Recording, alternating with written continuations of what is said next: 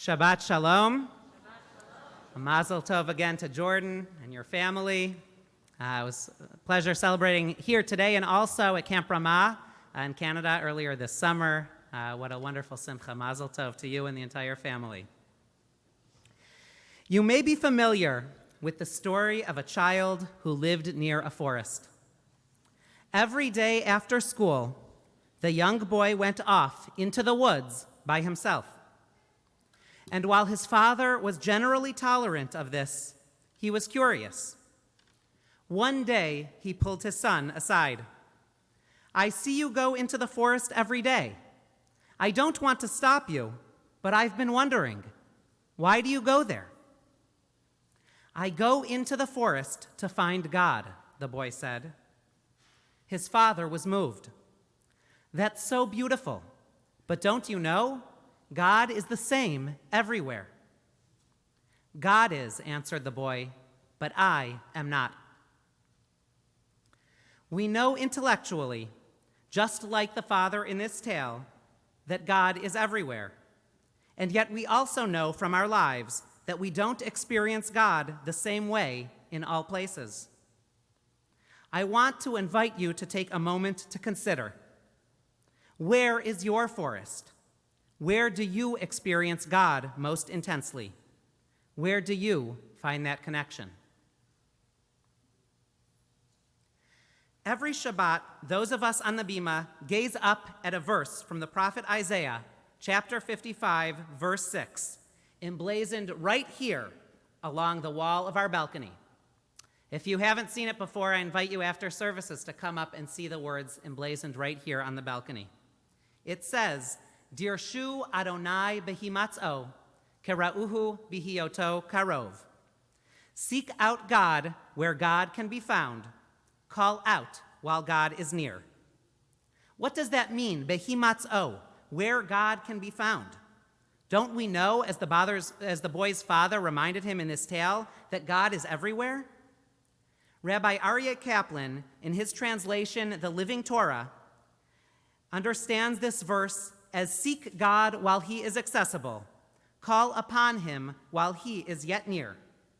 Yes, God may be everywhere, but it takes us being in the right physical, emotional, spiritual place to connect, for God to be accessible to us. I must confess that while I'm shopping, schlepping my kids around, or watching a football game, I rarely think about God. Unless, of course, I'm praying for the Browns to make some sort of miracle comeback. This summer, however, when I had the opportunity to travel to Yellowstone and the Grand Tetons, witnessing the grandeur of nature in these places was truly spellbinding, awe-inspiring. I really could feel God's hands at work. For each of us, there are times and places where we feel closer to God, even while knowing that God is everywhere. It seems no mere coincidence, for instance, that the 10 Commandments and the Torah were given on a mountain peak. Being in nature, we are immersed in God's creations, more capable, perhaps, of connecting on a higher spiritual plane. And it was for good reason that God commanded us to build the Mishkan, the tabernacle, while wandering in the wilderness, and the temple, the Beit HaMikdash, in Jerusalem, tangible places where our ancestors could feel that connection most intensely. Today, while we hopefully will discover in our lives many places to experience God, when we come into this synagogue, into this sanctuary, we are coming to a place dedicated to that purpose. We are making a conscious choice to seek out God, to seek out spirituality, connection. And whether we are coming to pray, to see one another, to celebrate a simcha, or to comfort those in mourning and distress, we do so in a very Jewish way, coming together in community. Jewish tradition teaches us that by being together, we heighten our connections. We create sacred space by creating sacred community. Consider the Hebrew word for synagogue, Beit Knesset, literally a house of gathering. In fact, the word synagogue itself is derived from the Greek, sun ageng, which literally means bring together.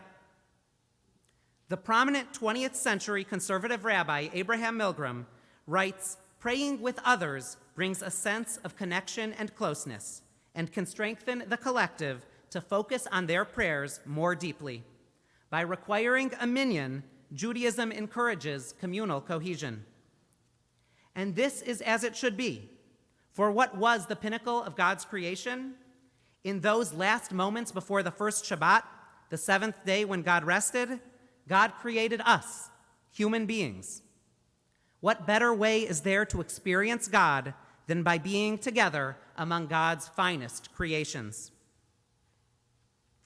We see the immense power of simply being together at the beginning of our Torah reading this morning.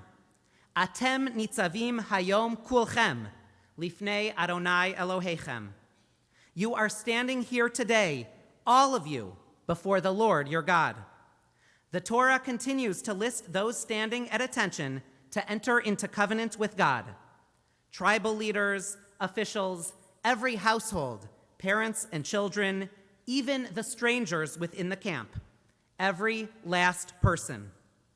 How inspirational, how spiritual, how moving this moment must have been with the entire community standing together. 1 week from right now, on Rosh Hashanah, our congregation will be packed to the brim, coming together to pray with all of our hopes and dreams for the coming year, to reaffirm our covenant with God. And whether we are here every single day or just a few times a year, the power of being together helps elevate us, heightens our connection to the divine, aids us in our search for God.